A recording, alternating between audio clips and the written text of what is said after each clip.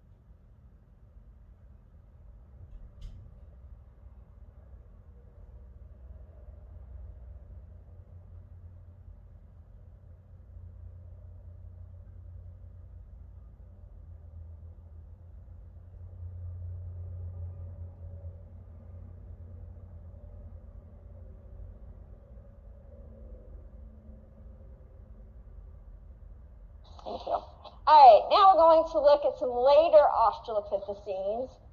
Unfortunately for us, the paleoanthropologists have been very busy in Africa, and they have, over the past 30 years, found an enormous number of, not enormous, a lot, much bigger than when I first started teaching this class in like 1998, a much broader swath of Australopithecines, and also we have more members of the genus Homo than when I first started teaching. So we do find new evidence, and that has to be incorporated into our understandings. But what I want to talk to you is about these later. What's up? Oh, it must be the way the screen was shared here. Hang on a second. Sorry, y'all.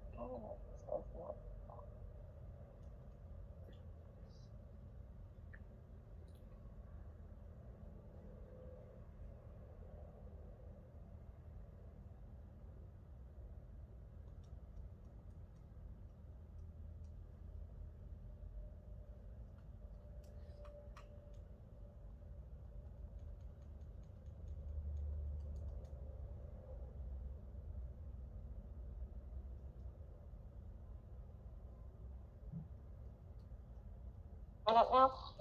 All right. Now we need to talk about the late Australopithecines. These are Australopithecines that were on the landscape in East Africa and South Africa. They were still in those two major geographic areas, and that is what you need to know. There are going to be a lot of site names. A lot of them are familiar, places we've already talked about, but again, your focus is on, is it from East Africa? Is it from South Africa? And with these later Australopithecines, are they gracile Australopithecines or are they robust Australopithecines? And Australopithecus afarensis, africanus, those are gracile Australopithecines. If you're wondering, those are gracile. They do not have large muscle attachments. They have larger muscle attachments than you or I, but relative to the robust Australopithecines, they are gracile, have small muscle attachments on the cranium, okay, or on the skull.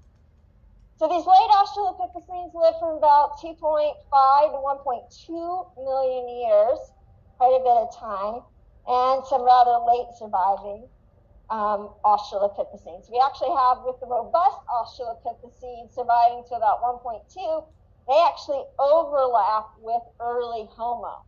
So they're alive, moving around in the same areas, East Africa, as early Homo in the early part, the late part of their time period, right? So for the gracile Australopithecines, there are several, but we are going to look at a couple in particular. Australopithecus Garhi from East Africa, Australopithecus sediba from South Africa. The robust Australopithecines that we're going to look at are Australopithecus Boisei from East Africa and Australopithecus Robustus from South Africa. And we're going to look at some evolutionary trends across the genus Australopithecus. What's going on?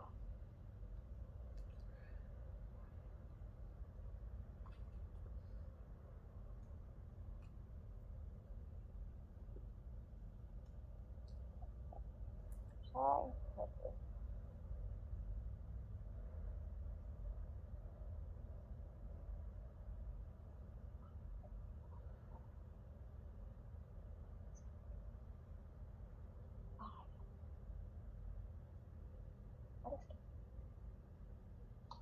There we go. Just maybe if I need it, let's see how it goes. All right, sorry about that. So from the middle Awash region of Ethiopia from about 2.5 million years ago, we have Australopithecus Garhi. This is a gracile Australopithecine, obviously East Africa. And then from South Africa, from a cave site, again, Malapa, we have Australopithecus sediba from about 2 million years ago. Right? So these are the two graciles that we're going to look at. First, we're going to look at Garhi, and then we'll look at sediba.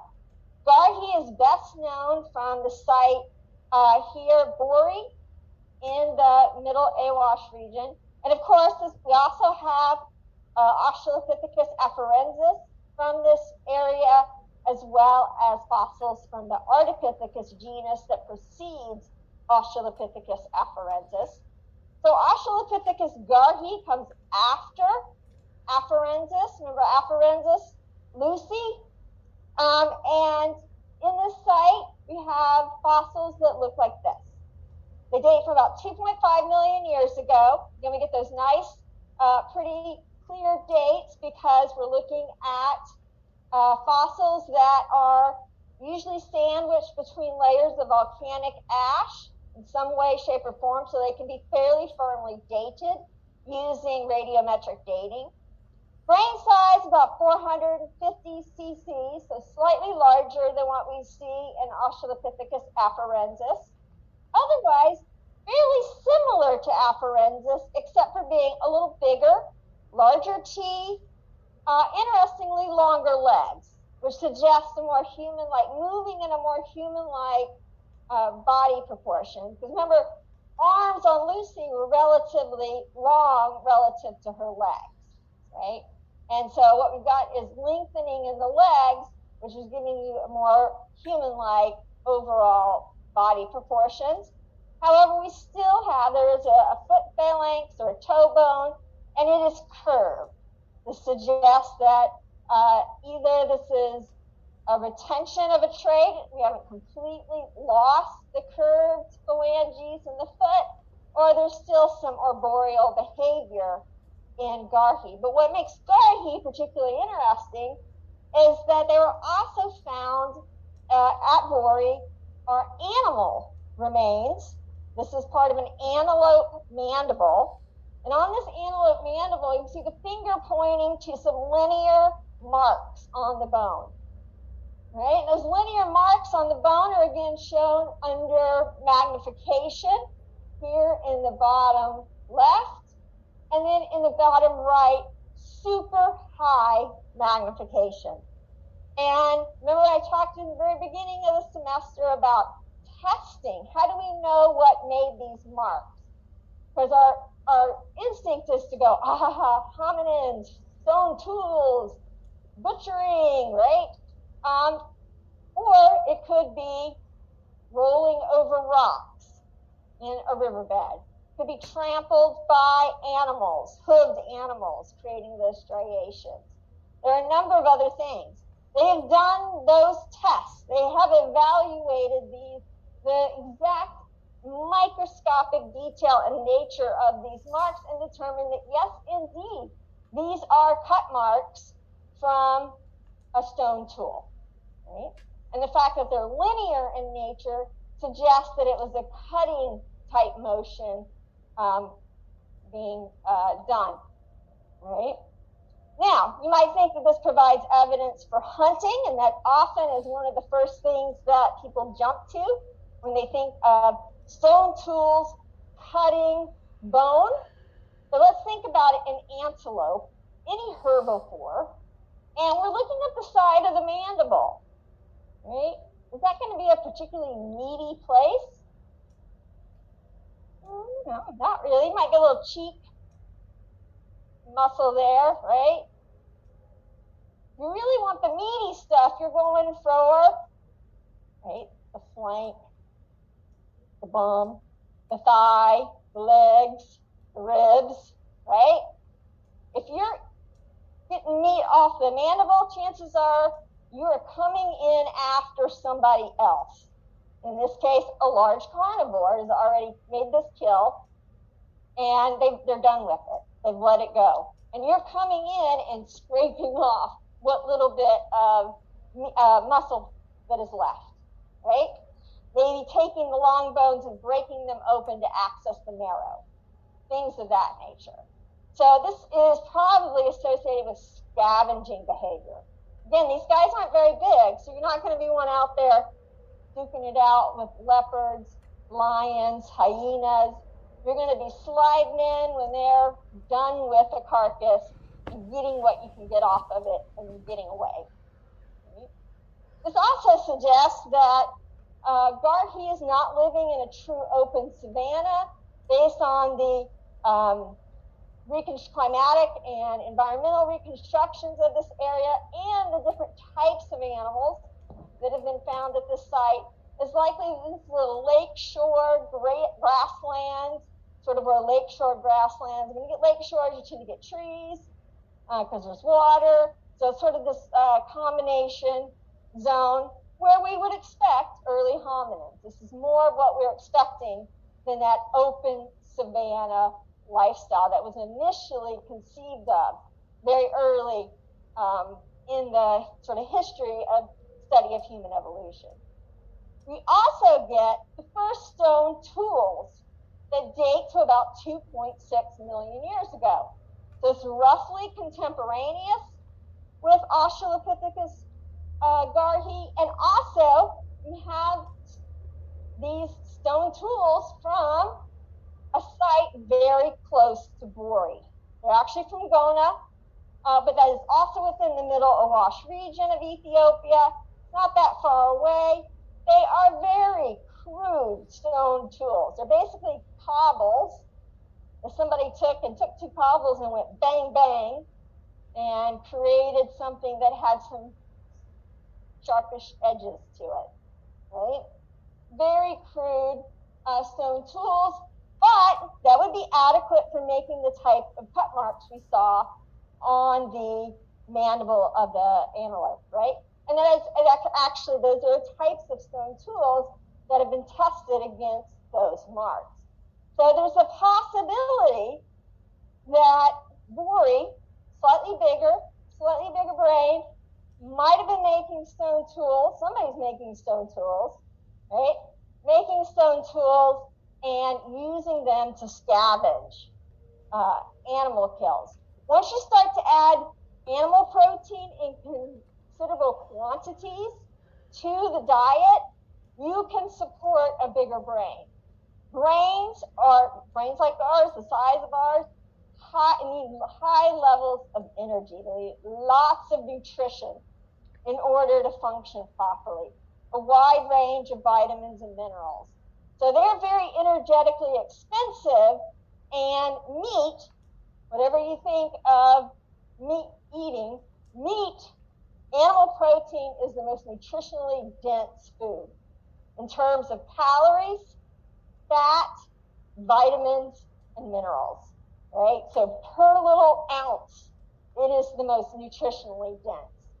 Well, I'm not advocating anything particular. Eating meat is an obvious transition or addition to a hominin diet because of its high nutritional value.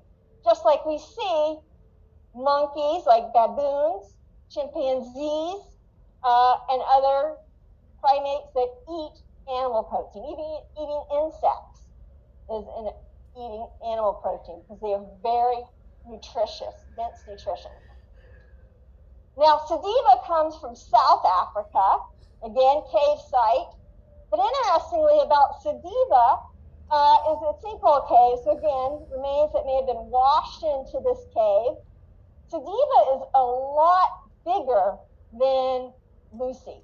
So here's the face of Sediba, still embedded because this stuff coming out of caves tends to get embedded in the rocks surrounding it. Everything's getting washed down in and then piled up. And so you get the fossilization process of the skeletal material because of its anaerobic environment with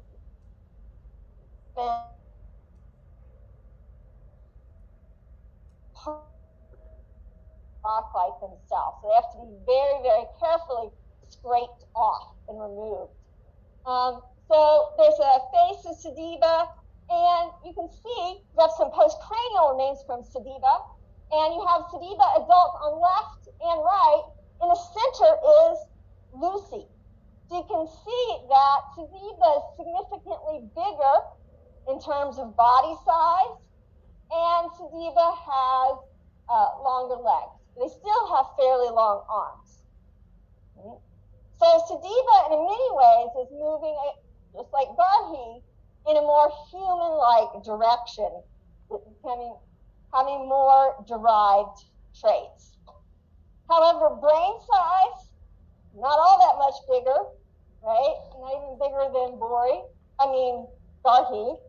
Relatively small teeth. Interestingly, based on this fossil here, you have almost a complete hand. Missing two carpals, and you've got all the metacarpals and most of the phalanges for a complete hand with a radius and ulna, and the phalanges are not curved. So this suggests a lack of climbing activity or arboreal activity, consistent, regular arboreal activity in Australopithecus sediba. And again, it looks like Sediba, South African Australopithecines, are living in a more grassland, more open environment. And this may be why we see more of the transition away from arboreal activity into more human-like proportions, more reliance on bipedalism in general. Okay.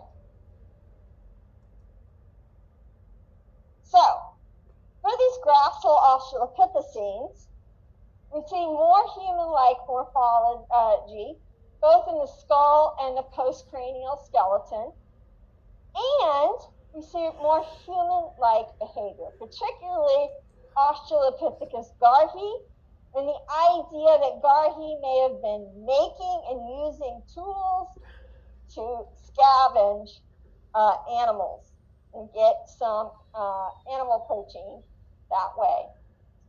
So either of these really makes a good candidate for an ancestral species for early Homo. Fairly generalized, moving in a more human-like direction, Garhi with the idea that there might be tool use, scavenging kills. So either of these would make a good candidate for as an ancestral species to early Homo. Also, given the time, 2 million years ago, when that species ends also kind of matches up pretty nicely with when we see early Homo. Right? Now, the robust Australopithecines. There are three major groups of robust Australopithecines. You will have seen Australopithecus aethiopicus in lab. That's the black skull. Saw it on one of the lab stations. It is East African. It is existed prior to Australopithecus Boisei. It is likely ancestral to Australopithecus Boisei.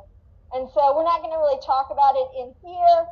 It's not too terribly important to our discussion and understanding of the robust Australopithecines. The two species of robust Australopithecines we're going to focus on are Australopithecus Boisei from East Africa and Australopithecus Robustus from South Africa. So Boisei dates from about 2.3 to 1.2 million years ago. So it is a longer time that it was alive on the landscape. And Australopithecus Robustus in South Africa 2 to 1.5 million years ago.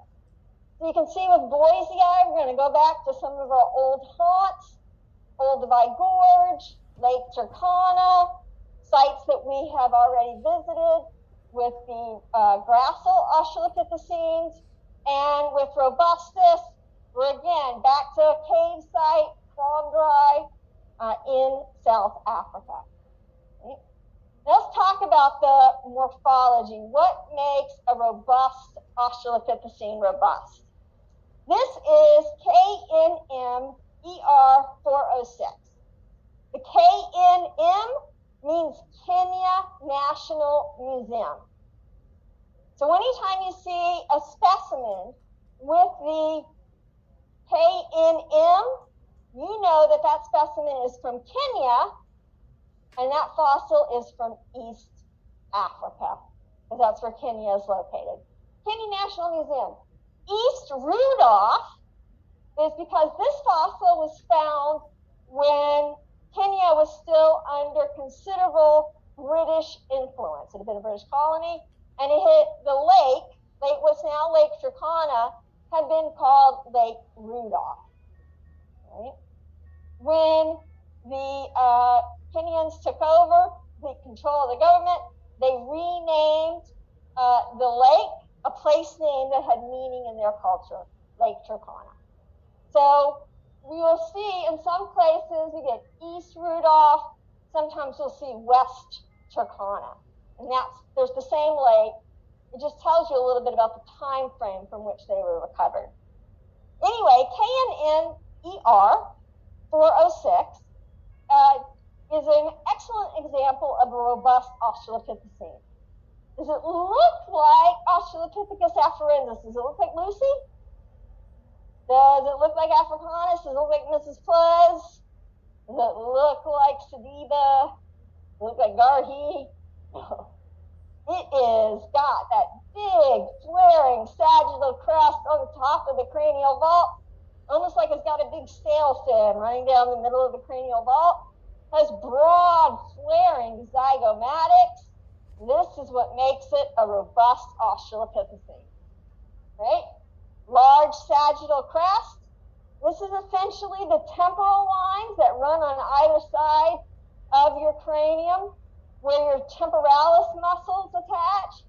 Temporalis muscle has gotten so large that the temporal lines have basically moved up and merged into the sagittal crest to anchor that large chewing muscle, temporalis.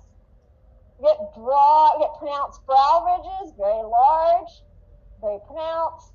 You get flaring zygomatics, so the cheekbones really come out wide to give you a very broad face. Right? These are all characteristic of robust Australopithecines, whether they are from East Africa or South Africa. All of this that we're seeing and what we're going to look at has to do with these guys truly moving out onto the savanna, adapting a much more savanna-like lifestyle, and eating hard, dry foods. Terrestrial foods that take a lot of chewing to process. Now that could be nuts, it could be tubers, like a potato is a tuber. A lot of plants like irises have tubers that are edible. So like flowers, you think of that they actually have tubers or bulbs that are edible. Digging plants up, but eating a really hard to chew, fibrous diet. So this requires basically a skull that functions like a chewing machine. And that is what happens with the robust Australopithecines. They basically become specialized in the diet, and then we see these morphological changes that reflect this. Right? This is again KNMER 406, which is a Australopithecus Boisei specimen, because it's from East Africa. You can see the post-orbital constriction right here. And what that means is that you have this, a large nuchal crest on the back of the cranium. So, yeah, there's the nuchal crest. Big nuchal crest that anchors the neck muscles coming up the back of the neck, attaching to the back of the cranium. You got this post-orbital constriction. And see what that does right here? It creates these big areas here inside the zygomatic arch, the zygomatic arch here. And that's where the temporalis muscle passes. So it starts up here on your cranium, the sides of your cranium, and then runs through the zygomatic arch, the opening created by the zygomatic arch, and inserts on the mandible. So if you clench your jaw and put your fingers in your temple region, you'll feel the muscles fight, the muscle fire. Feel the muscle contract. And so this really large temporalis muscle needs room, and that's where we get this post-orbital constriction, right?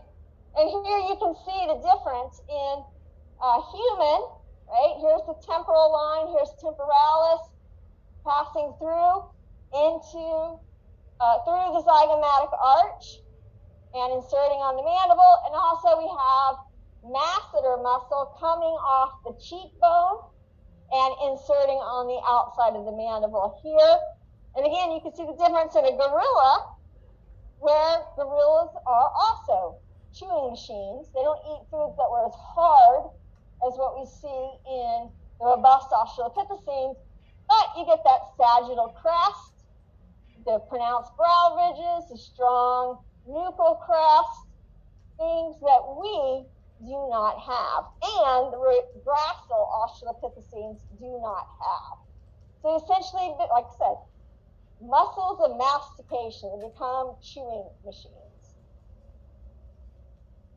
We also see enlarged dentition in the back. So premolars and molars become very, very large. And the anterior teeth, or the incisors and the canines, shrink in size. They become smaller. So we have small incisors and canine. Then these premolars, they look like they could be big enough to be one of our molars. And that's because they are. They're actually called molarized premolars because they're big enough to be molars, and they essentially function like molars. And then the molars 1, 2, and 3 are excessively large. You can also see the extensive wear on these teeth. This one hasn't actually gotten into the occlusal plane to be used, but these have, and you can see that the cusps are heavily worn down.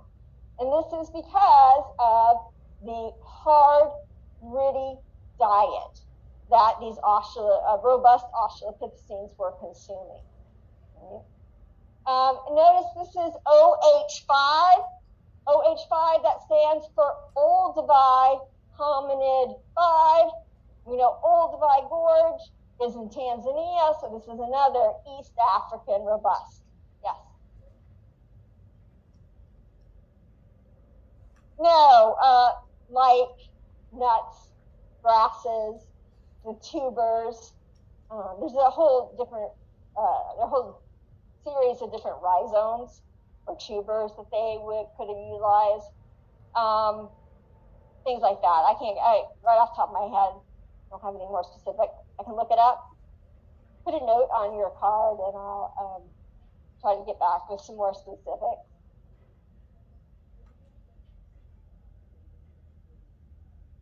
So here is OH5 again. We just saw the maxillary dentition, but here's OH5. You can see the remnants of the sagittal crest, large brow ridges, the flaring zygomatics, small anterior teeth, right? And this is from Olduvai Gorge.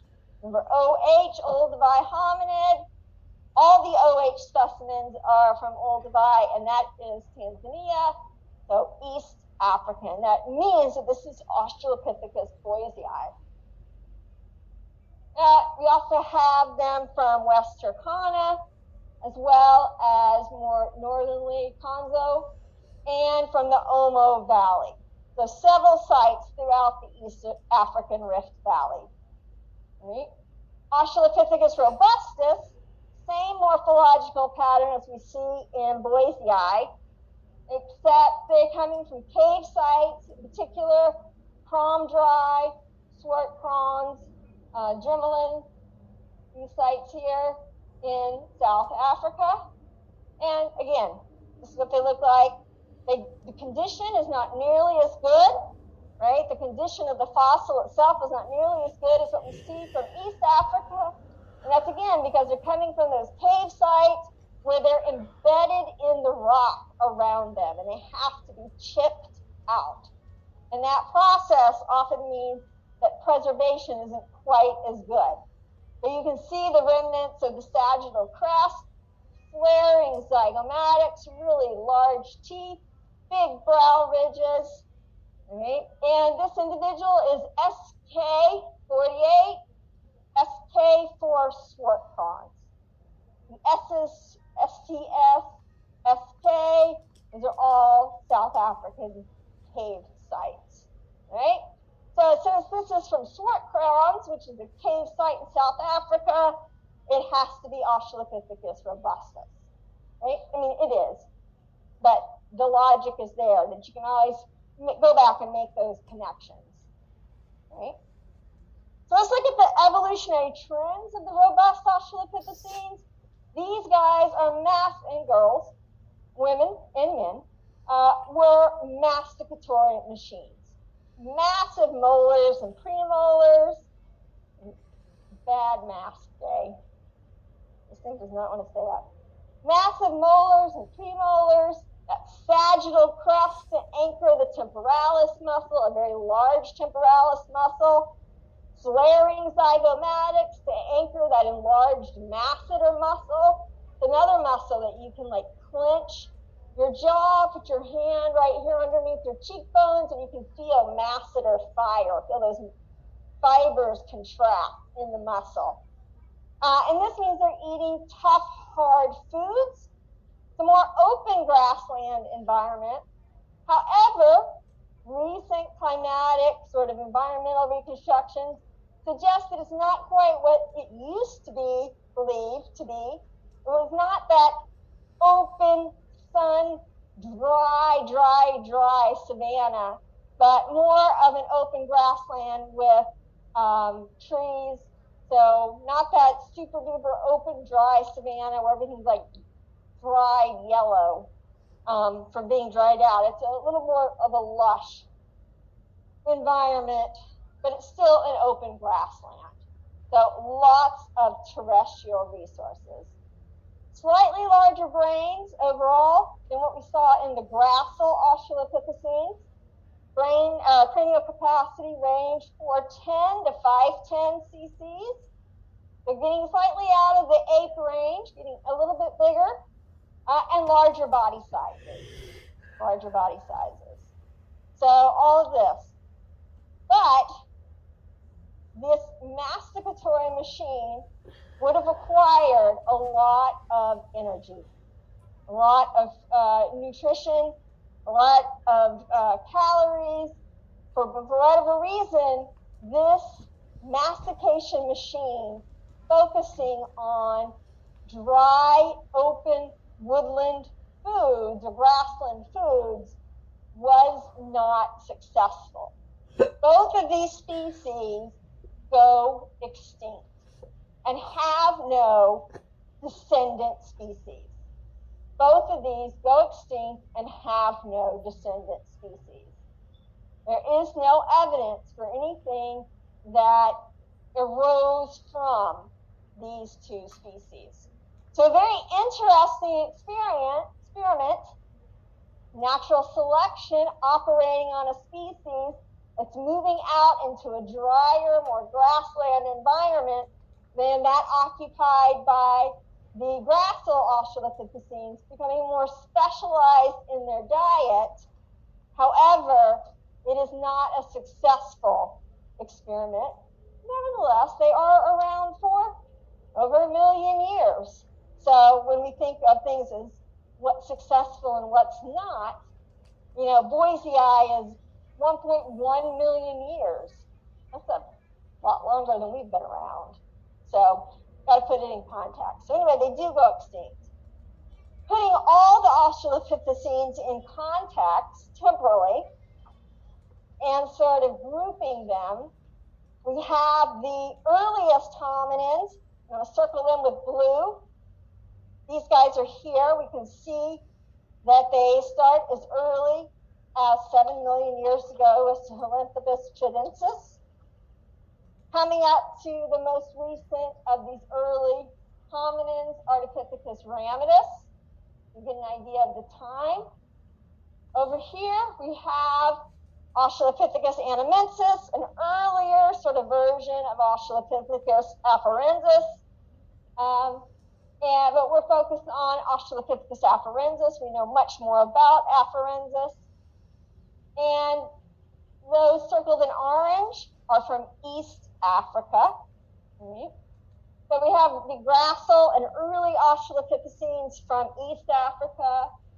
And we have the grassal, earlier Australopithecine from South Africa, Australopithecus africanus. We also have Australopithecus Garhi, a little later, roughly contemporaneous with like the early robust Australopithecines, and Australopithecus sediba from South Africa. Right? So I've color-coded those so we can match geography. And don't have to know exact time ranges. The idea is that you can grasp the general chronological sequence. Who came first, who came next, and who was basically alive at about the same time. Yeah.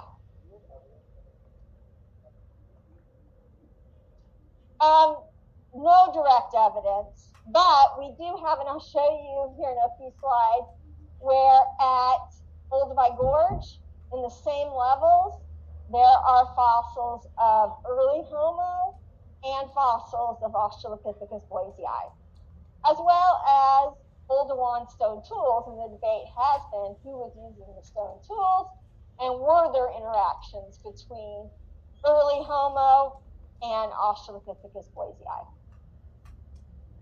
So we have over here 2 East African robust Australopithecines. And notice they tend to get pushed off to the side because they're robust Australopithecines that go extinct. Right? And then from South Africa, we have Australopithecus Robustus. So as I mentioned before, either Australopithecus Garhi or Australopithecus sediba would be a good progenitor or ancestral species for early Homo, as represented by Homo habilis there in the red. Right? So let's look at the relationship. I think it's pretty straightforward from Australopithecus ramidus through Animensis to Australopithecus afarensis. But at that point, afarensis is fairly generalized. It becomes sort of a, who's related to who? Right? So Australopithecus afarensis, because it precedes Africanus in time and has a very similar morphological pattern, with Africanus looking slightly bigger. Afarensis could have given rise to Africanus, and Africanus gives rise to Sediba. Africanus could also, or then Sediba could give rise to Robustus. Of course, Robustus goes extinct. Alternately, Africanus could give rise to Robustus directly. Either one of those would work. But ultimately, Robustus, as a robust Australopithecine, that adaptation is a dead end. Afarensis could also, it's a very generalized form, give rise to Aethiopithecus, which we're fairly certain gives rise to Boisei. And as you can see, Aethiopithecus has a very short time period on the landscape. Boisei was around for quite a while. So even though ultimately that adaptation is not successful and does not give rise to a descendant species, it was present for a very long time. So Boisei also goes extinct. Right? So it's not perfect. It's like, remember I told you, it's like a bush. Lots of different branches on the human family tree. Australopithecus afarensis likely gives rise to Australopithecus Garhi. This makes sense. Both are in East Africa. Afarensis precedes Garhi, right? They're geographically similar in space, and then the time works well. Some people suggest, Sediba gives rise to, or Garhi gives rise to Homo. Some would say Sediba gives rise to Homo. There's a big debate. I think it makes most sense because the earliest Homo fossils that we have come from East Africa, that Garhi makes a good candidate for an ancestral species to the earliest Homo species in the genus Homo, right? So a lot of debate about the phylogenetic relationships, and but most important is to understand that the robust Australopithecines are an evolutionary pattern that, or experiment, that while successful for over 1 million years, ultimately ends up in the extinction of those species. And then one of these generalized Australopithecine species probably gives rise to early Homo. Right? Do you have any questions? We look at a little bit of early Homo, and then we will.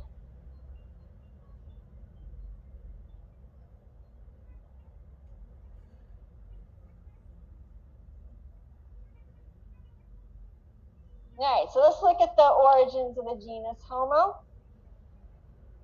We won't get into Homo erectus, but we'll get a little bit in. Look at Homo habilis and Homo rudolfensis. So early Homo, the first species in the genus Homo, Homo habilis or Homo rudolfensis. Some people like me would lump the specimens that are called rudolfensis into habilis. Some like to split. And in anthropology, there are lumpers and there are splitters. I'm a lumper. So that's just one of those theoretical things that comes into play. I think human variation is very extensive, phenotypically extensive, and taking that into account, I think some of the variation you see can totally be accounted for within one species. But I am not a paleoanthropologist, so that's just my opinion, right? And then we're going to look at the Oldowan stone tool complex that we definitely know is being used by early Homo. Right? So Homo habilis, Homo rudolfensis, taken together, date from about 2.5 to 1.8 million years ago. They're primarily known from East Africa. Again, back to our old haunts in East Africa. Olduvai Gorge, Lake Turkana, Middle Awash. These must have been amazing places to live millions of years ago.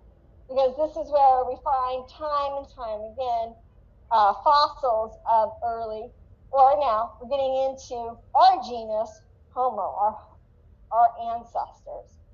And also, like as we discussed before, just an excellent location for the preservation of fossils. There may have been these species spread throughout sub-Saharan Africa. We just don't have the fossil evidence. All right. Now, at Olduvai Gorge, we have some interesting stratigraphy there. Olduvai Gorge was pretty extensively investigated by the Leakey, Mary and Louis Leakey. And in particular, as you can see here, you get these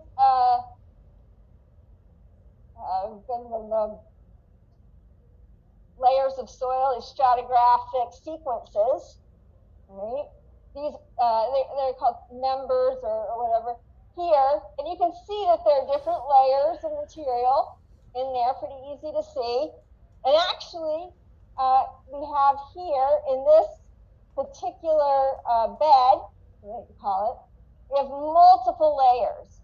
And we have bed 1 in the stratigraphic sequence is the oldest, because you have a basalt layer, no fossils. So that's the basically layer below which you don't find anything. And in this bed 1, we have OH5 right here.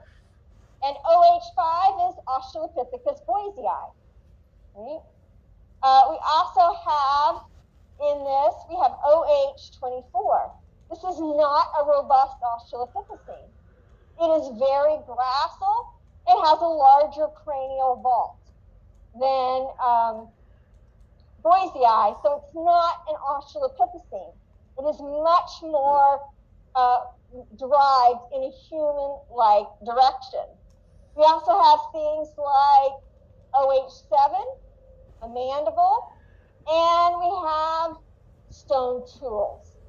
When this was originally investigated by the Leakeys, they found the stone tools, they found the more gracile human or Homo, and named the more gracile specimens like OH24, OH7, OH8, things like that. They named them Homo Habilis, which means handyman, because of the association with the stone tools. However, it has been a debate whether it was only Homo habilis using the stone tools, or perhaps Australopithecus Boisei was also using those stone tools. So you can see here we have multiple species together in the same geological or stratigraphic layer, which puts them at about the same time, 1.9 to 1.7 million years ago. So again, we look up close, we got OH5, Boisei, OH24, which is Homo habilis. Specimen was given the nickname Twiggy, which was a very popular model at the time when this fossil was found, and we have those Oldowan stone tools. Right? Again, very crude cobblestones. And, like I said, Louis Leakey derived the genus and species Homo habilis to reflect the idea that these more gracile forms, those more human-like forms, were using the stone tools, hence handyman. Right? This mandible is the type specimen for Homo habilis, so it's the original fossil. And you can see that it is distinctly more derived in a human-like direction. Now, the smaller, the incisors and canines are much larger than what you see in the robusts, and the molars and premolars are not huge, so they're moving in a more human-like direction. Right? Here's Twiggy from about 1.8 million years ago. Get OH24, Olduvai hominid 24 from East Africa. KNMER 1813, Kenya National Museum. So Kenya, from what's now the east side of Lake Turkana, but was Lake Rudolph at the time, dates to about 1.9 million years ago, cranial capacity of about 510 cc's. So not a huge cranial capacity, not a big jump from what we saw in some of the robust Australopithecines, right?